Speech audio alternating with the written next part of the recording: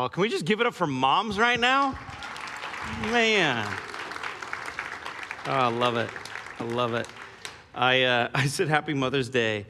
The first 4 moms here that I said Happy Mother's Day to, they looked at me and said, Happy Mother's Day back. So apparently, it's just a holiday for everybody, or moms were really tired this morning. Hey, real quick before I get started, just a really fun, exciting news announcement for our church. Pause Coffee Lab is officially open. Yes, that has been like 5 years in the making. And so from day one, we wanted that set apart as a connection place for mission and community. And so on your way out, feel free to get a bouquet of lattes for your mom and something wonderful. So Mother's Day, it's just such a joy. And there's this thing called Mother's Day texts, where text messages from kids to their moms increase by 300% on Mother's Day. How many of you guys received a text or sent a text this morning? Okay, yep. You guys did pretty good. Good job on that. It's the busiest day of the year for restaurants. They're like slam packed, more than New Year's Day or even Valentine's Day is Mother's Day, because either A, we don't want mom to have to cook, or B, we don't want mom to have to eat our cooking. So one of the two, right? You know? Breakfast in bed. 40% of moms receive breakfast in bed. How many of you guys received breakfast in bed this morning? We are failing as a church. Okay, so what that means is in 2 services, hundreds of people, Melissa Larson is the only mom that received breakfast in bed in our church. Do not clap. You should be ashamed of yourselves. However, 30% of breakfast in bed end up spilled in bed. So it's probably for the best, right? It's probably for the best. Look, it is a day of joy and celebration for so many different people. It means this day can mean all kinds of different things to different people. And for some, it is a day of joy and celebration. For others, days like today are actually a day of pain. Some of you guys really miss mom today. Some of you, it's a reflection on a disconnect with your mom. For some of you, it's a painful reminder that you thought you would be a mom, but you're not yet. And so here's my hope today as we look at the scriptures and look at this call that we have in our lives, that today would be acknowledged as an important day celebrating the call that God has put on our lives to invest in the next generation. And wherever we find ourselves, we can actually raise up the next generation. And so this is what I want to talk about. The importance of us as a church and as individuals raising up the next generation. So let's look at Proverbs 22:6. It's kind of this guiding principle for today's sermon. Train up a child in the way they should go, and even when they are older, they will not depart from it. Now, the book of Proverbs was written by Solomon, and it's a book of wisdom. It is not laws, it is guiding principles. And what this is saying is that there's a way we can be intentional in our training, in our raising of children now that shape the future. And what we need to start with is we actually need to raise with the future in mind. If we're going to invest in the next generation, we need to start with the future in mind, because listen to me, there's a day that will come, and it is coming faster than any of us in this room who are parents realize, where our kids will leave our house and enter adulthood. It's coming, you guys. I don't know what it's going to look like for you. Maybe they're going to go off to college. Maybe they're going to get their first apartment for the first time. Maybe some of them are going to get married, and that's the first time they're going to leave your house. But for every parent in this room, that day is coming. And when that day comes, we're going to have all kinds of questions. Did I prepare her in the way that she needed to be prepared? What wisdom, what love, what lessons am I giving him to carry into this world? What brokenness is he bearing from growing up in this house? What is my legacy in relationship to them? And what's crazy is there's these milestones and markers along the way that are giving us, it's like God's grace giving us little signs and little glimpses. No, this day is coming. That day when your son doesn't hold your hand in public anymore, and you're like, oh, like you don't want to experience this, and you don't want to be seen holding my hand anymore. Like that's a moment. That's a harder moment for parents than we realize. The moment when you start coming home and your kids don't run to the door excited to see you anymore because there's this level of maturity and connection. It's not that they don't love you, but it's not the same. These are moments and pictures. Here's what's crazy is one day you're going to pick your kid up and put them down for the last time. Like one of these moments will be like the last time you ever pick your kid up. Like that, I read that a couple years ago. I was like, I don't care. I'm gonna be doing squats till I'm 80. I'm just gonna see my kids and just pick them up. My daughter, whenever it's bedtime, I always take her down the stairs and we have this little routine where it's like, all right, the train's leaving. And sometimes she wants to be a little bit edgy and like wants me to go a little bit and she wants to jump on my back as I'm going down the stairs. And, and then I grab her little feet and her feet are like the little choo-choo train making it go. And I put her in bed. And I did that on Friday night. And then I went and got my son. And it was a long day where, at the pool and they were exhausted and tired. And I went to tell my son it's time to go to bed. And he goes, Dad, can I ride the train tonight? Right? He's almost 10. And I was like, do you have a ticket? He's like, I do. I didn't do a little leg thing, but I found in that moment, I was like, what if this is the last time he ever asks me, right? If I have the end in mind, if I have the future in mind, I embrace these moments in a different way. And what I want for you is to intentionally engage with your kids with that moment in mind. Every interaction, every conversation. And so you should have a goal. What is your goal in raising these kids? Here's the problem. So many of us are too busy, so occupied, so overwhelmed by everything that we don't actually have a vision for what we're raising kids towards. It says, train up a child in the way they should go. There should be a path. There should be a guidance. No. I know what I'm raising my kids to. And all of this is in mind. And there's going to be ups and downs and there's going to be disconnect, but it's all for a purpose that one day when they're older, they may be a prodigal, they may have ups and downs, but that they would actually return to what I raised them towards. Because your kids, their future and your legacy, you guys, are just way too important for the destination to be an afterthought. And whether it's your children, or maybe it's your grandchildren, or maybe it's kids that you've been called to invest in because they're a part of your church. They're not even your own kids. But these kids and their future is way too important. The future of this city matters. And you know what the future of the city is? It's in those little classrooms over there. And so we need to be intentional and purposeful. So I want to suggest a North Star, a goal. This is something I've been thinking about for a few years now, ever since I heard it, and I've just latched onto it. And it's given me a vision. And it shapes how I make decisions in moments of frustration. It shapes what I say yes to in my life and career, and it shapes how I am present with my kids in any given moment. And here's my goal with my kids. I want to raise kids who will choose to be connected to us, me and my wife, Jessie, connected to us and Jesus, even when they no longer have to be. That's my goal. Because right now they have to be. You know what I'm saying?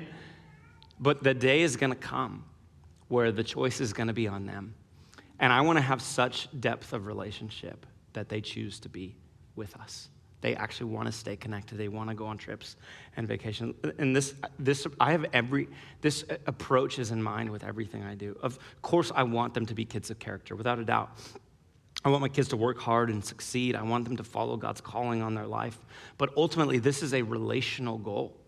That I want them to experience such healthy, loving, solid relationships with their parents, me and Jessie, now, that even when they no longer have to spend time with me and their mom, they'll actually want to. This will be a desire of theirs. It was funny. I was telling this to my son, Dax. We were driving the other day, and I was like, hey, Dax, you know my goal for you? And I just shared this. And I was like, what do you think about that? And he laughed. He's like, Dad, of course I'll spend time with you. I'm like, oh, yeah, you say that now. Okay, but can you just sign this document that says that now? You know what I'm saying? But it's a goal in mind. But also, I want their experiences with Jesus and the church to be encouraging and authentic, not burdensome and hypocritical. So much so that they will love him and his bride when they no longer are in my house. And so this is why days like today are so important. And one of the things that we're going to do towards the end of this service is we're going to have a child dedication moment.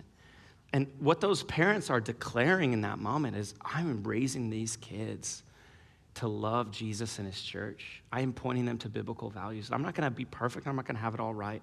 But I'm making a public declaration that I'm raising these kids with the future in mind. And here's something I want to say right now. I'll bring it up again at the end. But there's a number of you who signed up to do this. But there's a number of you who did not sign up to do this. And I'm going to invite you at the end. Man, go get your kids. Like, after hearing this heart and vision for raising kids that love Jesus and love his church and you have healthy relationships, maybe today is a day where you actually go get your kids and you bring them forward and you stand in front of your church and say, I'm making a public declaration to raise these kids in this way. I share that because I want you to be thinking about it now. And one of the things we ask parents to do in the dedication, all those who have already signed up, they think about three words that they're raising their kids towards. And I remember with our daughter, Nova, when we got up front in front of this church and dedicated her, one of the words we picked for her was the word determined. And sometimes I feel like that was a mistake. Whoa, bless you. Yes. Okay. Sometimes I feel like that was a mistake because, like, holy smokes, that girl is determined, right? You know, it's like, I wanted to have that in the world, but sometimes as parents, I'm like, this girl is so stubborn. I mean, determined. You know what I'm saying? Like, so when my wife and I, we were going to take our kids to Maui. And it was year 2020 or 2021. And as a lot of you guys maybe remember, there was this thing called COVID. Or maybe you blocked it out because of trauma. But when you would want to go on a trip, you would have to get a negative test before you went. And so we booked our trip and we had our flights and we had the place we were staying, all of it paid for, all of it ready to go. The last thing we needed was to get this test the day before we left. And so we found the one place that was scheduling it for a 24-hour turnaround. And it was over in Beaverton, and we get the kids in the car, and we drive. It was like a drive-up window where there was kind of like a nurse over off to the side. And she would hand you these test-taking instruments, and you'd have this swab that you'd stick up your nose, tickle your brain, and pass back. And so my wife and I, we did it, and of course your eyes are like watering because you're doing it, and then you're like telling your kids, "It's gonna be fine." No, Well, Nova witnessed that, and she decided then and there, determined, there is no way on God's green earth that she's taken that test. And so we had a decision in that moment. We could cancel our trip and lose all our money and lose all the fun and moments and memories, or we could get that girl to take that test. And so we're like, we're going to get this girl to take this test. But she fought us like a literal wild banshee. It took Jesse and I's we were tag teaming, like one on each arm strength, one person, she's kicking, screaming. It was like that scene in Jurassic Park where the Dilophosaurus attacks, the mailman from Seinfeld. You know what I'm talking about? They're screaming, and it was like that. It was like what is happening? The nurse is like traumatized watching this. But we're going on this trip, right? Okay. So we get done, we get the swab, we pass it over, and Nova's hysterical, Jesse's hysterical, I'm hysterical, Dax is laughing, okay. And so we drive around the corner, and we get out of there, and I pull the car over, and I turn around, and I say, Nova, here's what I need you to hear. I am so proud of you right now. If anyone ever tries to make you do something you don't want to do, you fight like hell. And I love you. And I love that you are determined. Now, do you want to get ice cream? And she asked what she always asks, can I get sprinkles, right? Yes, you can get sprinkles, of course, right? But here's the thing. If we have the end in mind, we can view these moments differently.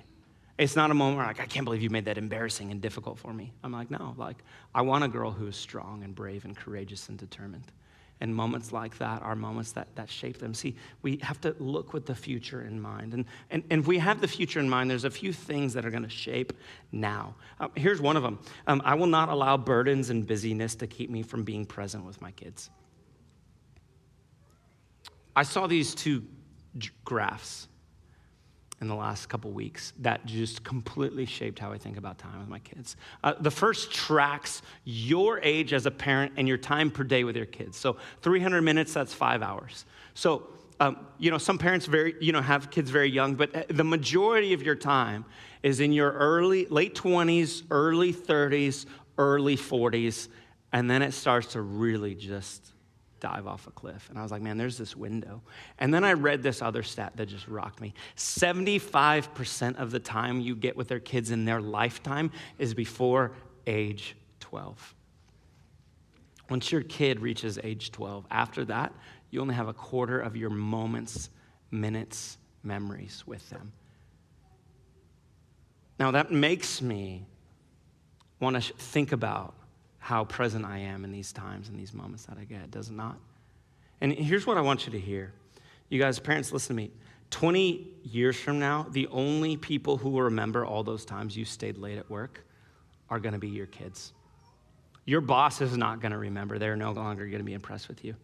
You're not going to remember what you were doing and why it was so important. Your coworkers are no longer going to be like, oh, they're really moving up the ladder. That's wonderful. But your kids will remember that you were not at their game. Your kids will remember that you were not at the dinner table.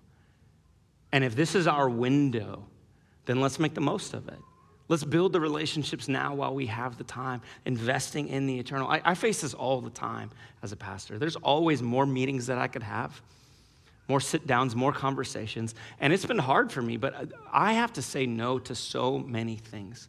Because here's what I've learned. You guys, in this church, I am replaceable and replicable all day long. But I am indispensable in my kids' lives. And so we have to view through this lens.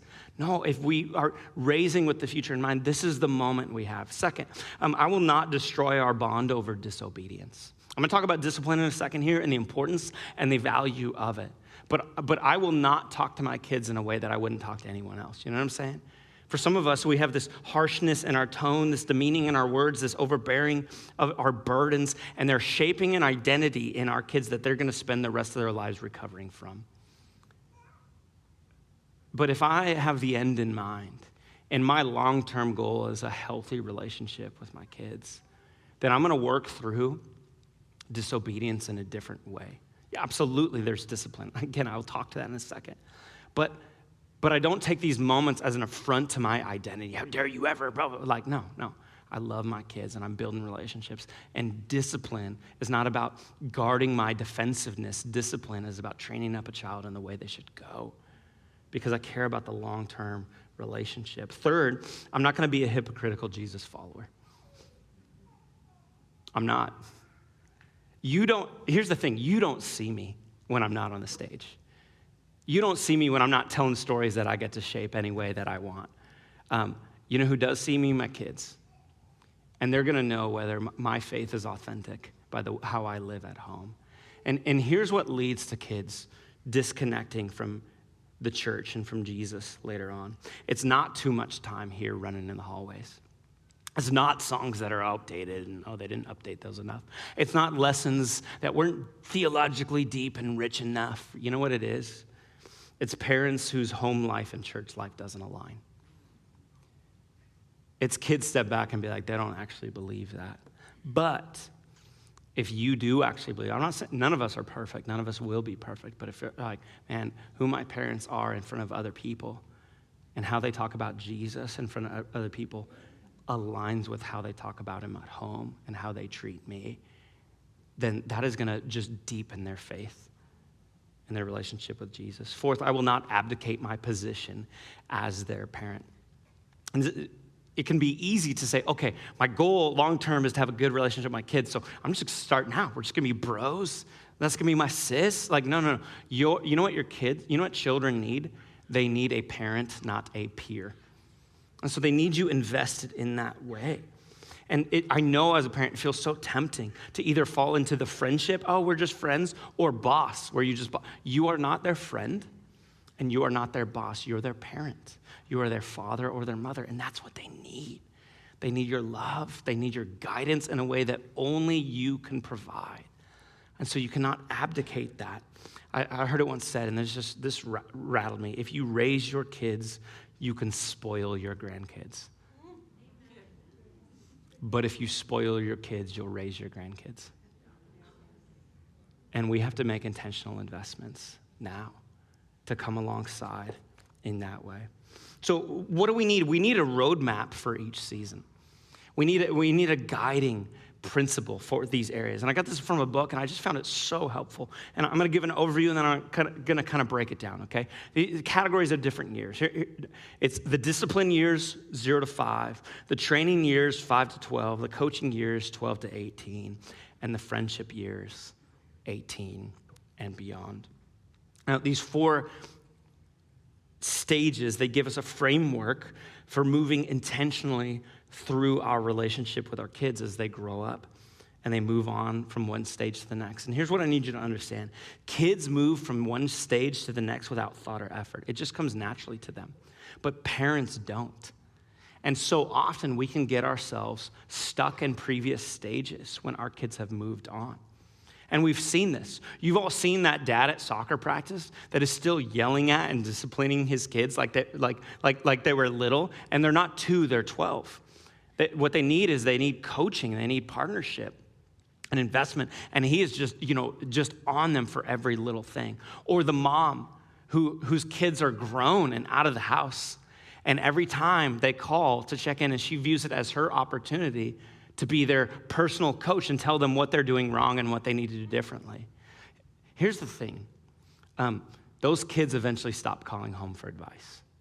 They stop opening up in a different way. Teenagers who every time they come to you are just berated with discipline, they eventually stop telling you what's happening in their lives. So we have to intentionally and purposely move through these stages and allow this to be a roadmap. So let's look at these a little bit closer. The discipline years, 0 to 5. Here's the point of this, is for your kids to see that there are consequences, both good and bad, for their actions. You're training them. You're strengthening the obedience muscle through multiple reps and appropriate consequences.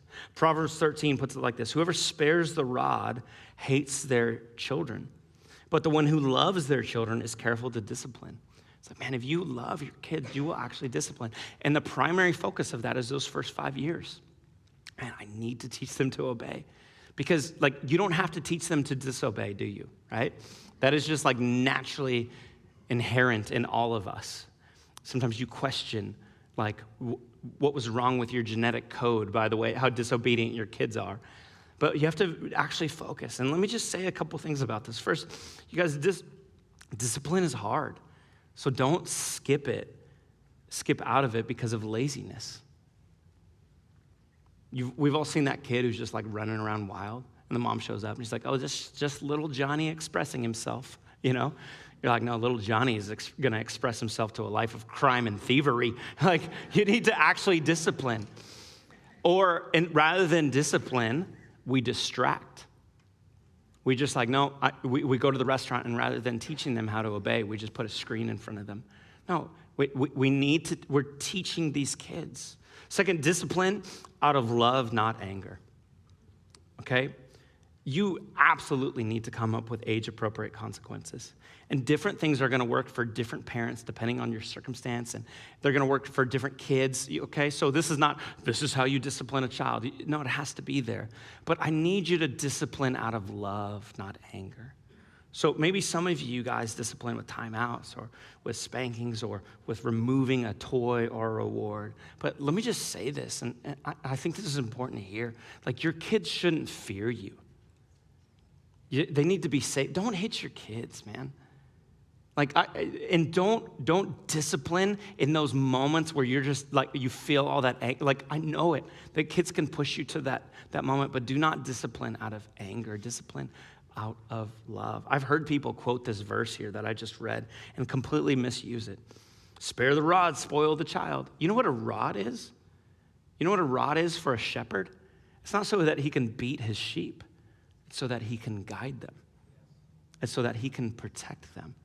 And so this verse is speaking to discipline, but it's not a biblical promotion for hurting a child. It's a call that we have a burden and a responsibility to be loving guides to the children we've been entrusted with. Third, either you teach your kids consequences or life will. Your kids will get disciplined, and hopefully it's by you when they're young.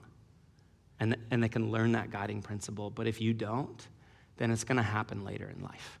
It's going to be a teacher, or it's going to be a principal, or it's going to be a boss, or it's going to be a police officer, and the stakes are way higher. The most loving thing you can do for your little kids is put in the time and effort to say, no, I actually need to lovingly teach them obedience and teach them consequences. And you move through that phase, and it does get easier. And you make a shift.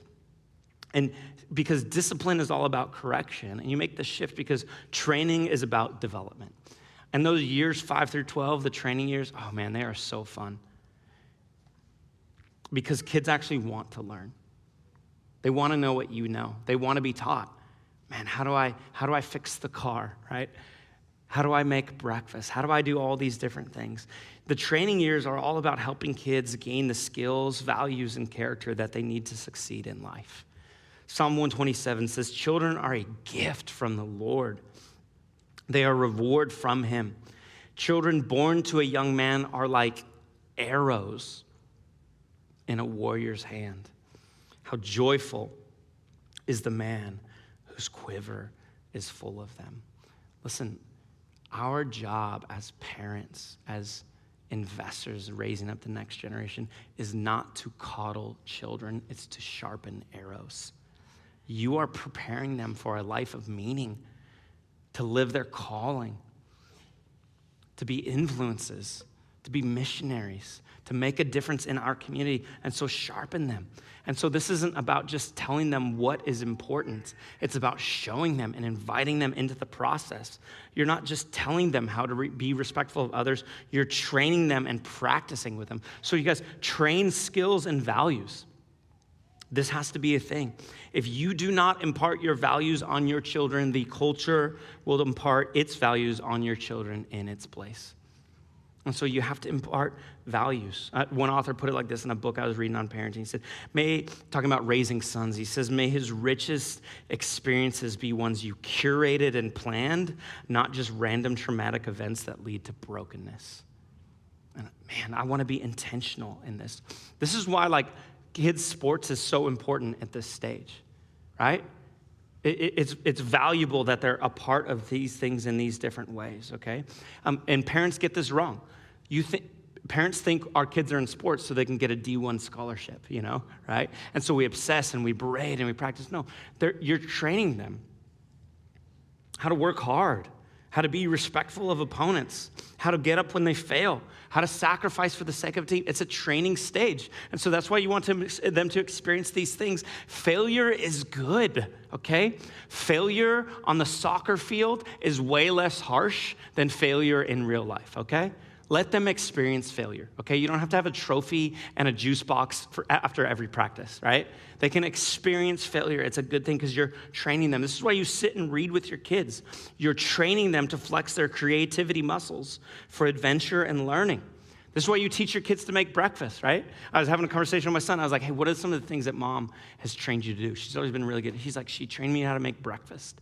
And mom was sitting there, and she goes, then how come you never make it? He's like, well, I can, but it's just so nice when you do, right? You're training their kids. They won't have a 24/7 butler the rest of their life they can call mom. This is not Downton Abbey, right? Okay? They have to experience, you're training them in these things, okay? So train skills and values, but also help your kids develop character, not coping mechanisms. Get your kids away from the screen. Choose an intentional allotted time, but stop letting Netflix and YouTube parent your kids. Actually be intentional in these moments. I'll have my kids come up to me and they're like, oh, Dad, I'm bored, right? Can we all watch a show?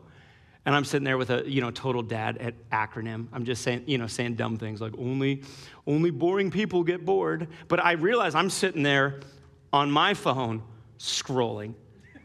What am I teaching them? I'm teaching them this is the coping mechanism right now. And my wife and I have learned this thing. We've realized this thing, that if we go outside, the outside is this thing outside of your house, okay? If we go outside, they will too. Our kids and our cats follow for some reason, and they find something to occupy themselves. And so training is not telling. Training is showing. and participating, coming along. So help them develop character, not coping mechanisms, because they want to learn at this phase. But then you move into the coaching years.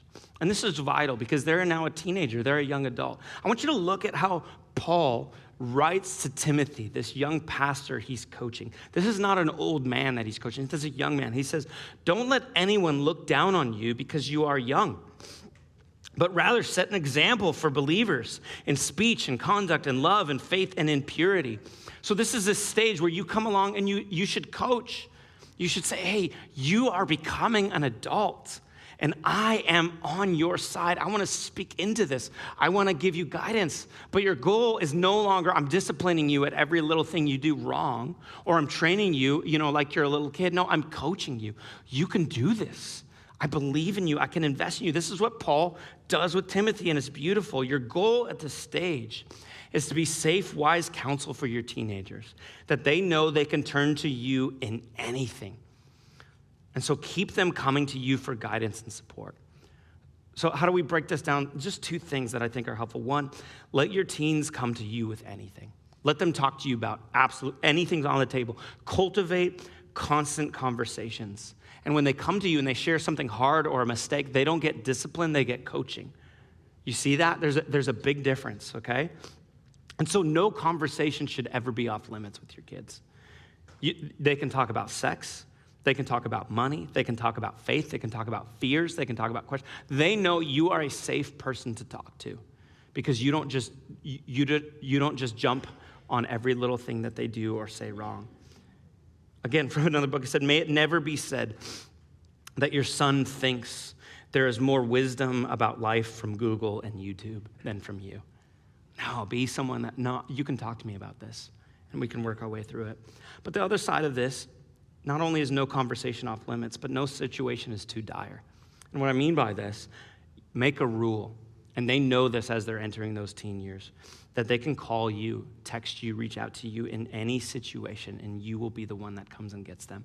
No questions asked. If they want to talk, fine. But listen, I know there's very possible that there could be a day where my teenage son or my teenage daughter sends me a text and says, Dad, I'm in a bad situation. I need you to come get me. And they're going to get in the car, and they may be smelling like alcohol and regret, but they will not be grounded. They will not be scolded. They will not be punished. They will be home safe. And they will know they can reach out to me in those moments. And I love them, and I want good things for them. But they know their dad is a safe person. Their mom is a safe person they can reach out to. And we are their biggest support in those moments. Here's the second thing. Not only be able to talk about anything, but develop common interests with them. I was having a conversation with my brother a few years ago, and we were talking about our upbringing, and I just made a comment to him. I was like, dude, I feel like we grew up in different households, because the way you talk about my dad and the way I talk about my dad, my experience was so different. I'm like, Dad was at every single basketball game of mine. I was like, we rode dirt bikes together. We did all these things, all my upbringing. We shared all these things. And he looked at me, and he says, that's because your interests aligned with Dad's, so it was an easy connection. But the things I was interested in, he wasn't interested in. And I was like, Brandon, you were right. That is so true. And so I've thought about that as I raise my kids. It's not about my kids gaining and developing my interests. It's about, I want to learn what my kids are interested in and come around them in those things. So like, I love basketball.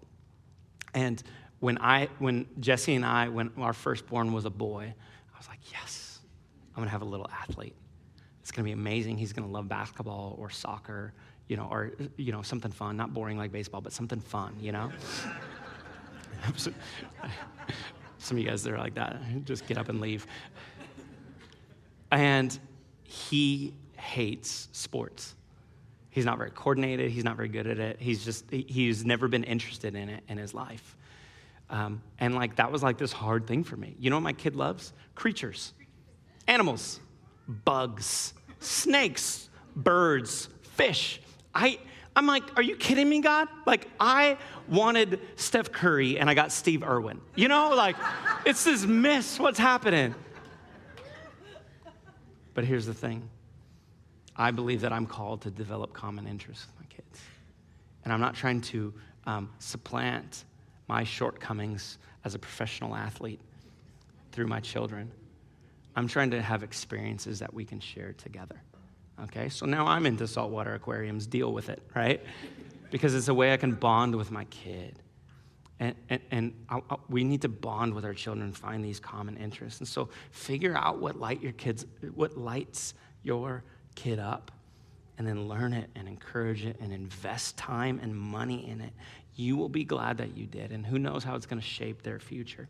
John Tyson put it like this in his book, The Intentional Father. He says, when a father, and again, this is geared towards fathers, but this is parenting, this is investment. When a father is present, emotionally healthy, and involved in his child's life, the child has a tremendous advantage in the world to navigate its complexities and challenges with joy and confidence.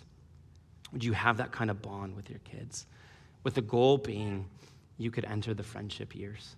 All of that laying a groundwork where you're like, man, I actually have a friendship and a connection with my kids where I can spend time with them.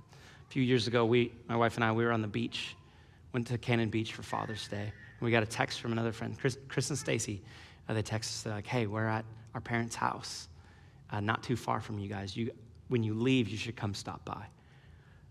And so as we were leaving Cannon Beach on our way home, we went and stopped by their house and we thought we were going to pop in and say hi. And we spent at least, we spent like an hour and a half, 2 hours just sitting and hanging out and talking with their whole family.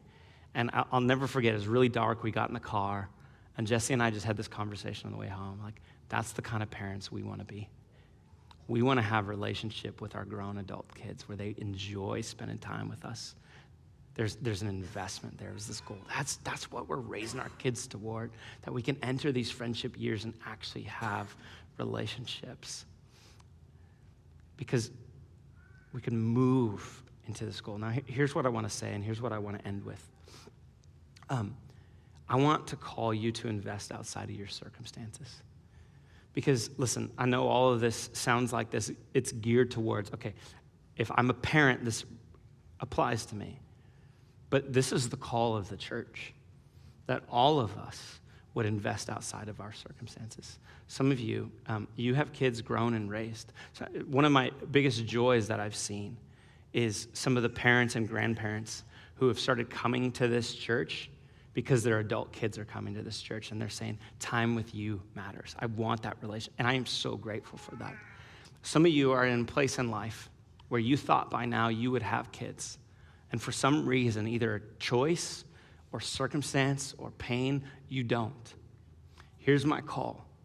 There is a kid who needs your investment in their life, for you to pour into them. Look at how Paul writes to the church of Thessalonica. He says, as apostles of Christ, we certainly had the right to make some demands of you, but instead, we were like a mother feeding and caring for her own children. We loved you so much that we shared with you not only the gospel, but our own lives too. This is Paul, an apostle. He's saying we didn't have demands. Paul was single, unmarried, no children, yet his whole life was dedicated to raising up the next generation, to investing outside of his circumstances. And this is my call for you.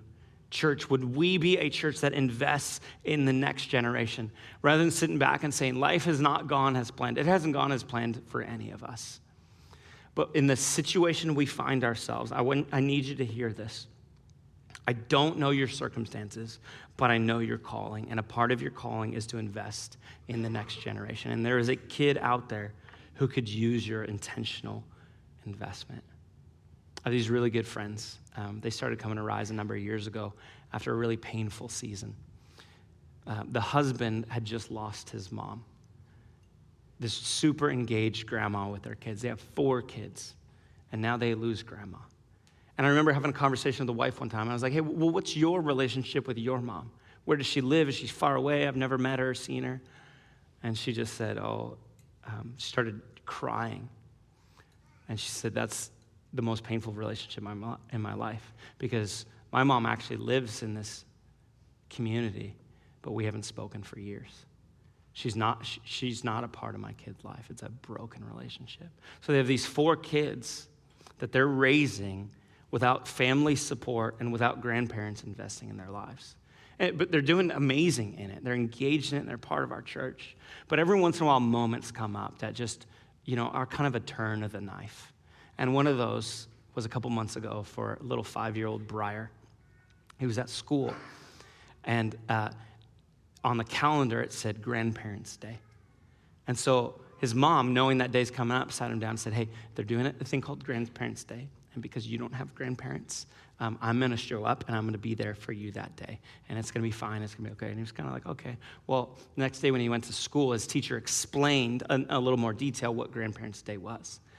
And she got up and said, this is not a day for mommies and daddies. Mommies and daddies won't be here. Your grandparents are going to be here. And Briar, recognizing in that moment the pain and grief of not having grandparents, he began to cry and break down. And he got home, and mom consoled him and tried to work through it and all the different pieces. Well, when Grandparents' Day rolled around, there was a couple from our church who has basically adopted this family and invested in these kids so much that they call them Poppy and JoJo. And for Grandparents' Day, Poppy and JoJo took the day off work, drove from Washington down to Happy Valley, and went and sat with Briar as his grandparents, and they sent this picture. And Briar was just beaming with pride because he's like, I have grandparents with me. You guys, this is a picture of the church. The call, James says, the only religion worthwhile is one that cares for widows and orphans. We're all hurting. We all have grief. We all have moments. And so days like today are days we're celebrating and honoring those that we can honor. But days like today are also days worth pressing deeper into the gospel and saying we are called to be a beacon of hope and light and invest. And so invest. I don't know if it's in those kids in that classroom. I don't know if it's a neighborhood. I don't know if it's a grandchild.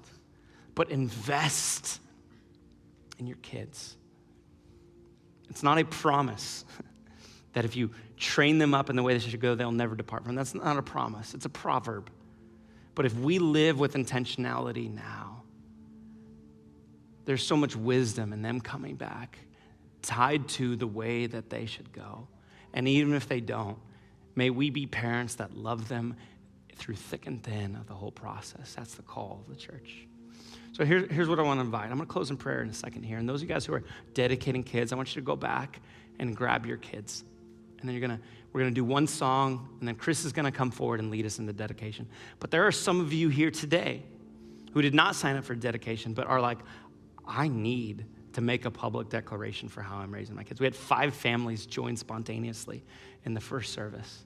And I just want to invite you, go back and get your kids. Like, I don't care if they're not a baby anymore. Like, maybe if little Timmy's 25, that you might have missed the window, okay? But like, go get them and bring them forward. And you can explain to them later, hey, this is the declaration I made today. I want you to love Jesus, and I'm going to raise you in the church, and I'm going to teach you biblical values. And I wanted to make a public declaration of that in front of my church. And we just want to pray with you and recognize the sacredness of the moment and come and support you. So I'm going to pray here in a second. And as I do, go grab your kids. Lord, we want to be a church that raises the next generation. We believe the future of this city is in those classrooms. And we want them to love you more than anything. And this is a sacred call that you've called us to. Would we be so intentional in our investment in these kids' lives and raising them up and calling them to goodness and grace and love and power? And so we cherish, we thank you for the blessing of children. We thank you that this is a church whose quiver is full. May we follow your call, guided by your Spirit, rooted in your word to sharpen these arrows for your glory. I pray all this in your name. Amen.